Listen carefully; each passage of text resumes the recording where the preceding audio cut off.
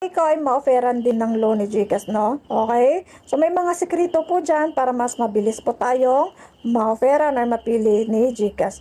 Okay? So, hindi lahat po ng user ay may loan offer agad. Kaya kung curious ka po kung bakit yung iba meron at kung ikaw ay wala pa, okay, so panoorin nyo po ang video nito kasi ibibigay ko po step by step yung tricks po para po ma-offeran tayo agad ng loan ni GCash, no? So, okay. So, una po natin gagawin, dapat po ay fully verified po yung ating account kay GCash, no? So, ibig sabihin po, meron tayong ID, na-approve tayo kay GCash, at kapag hindi po kasi, automatic wala po tayong offer ni GLoan or ni GCash, no?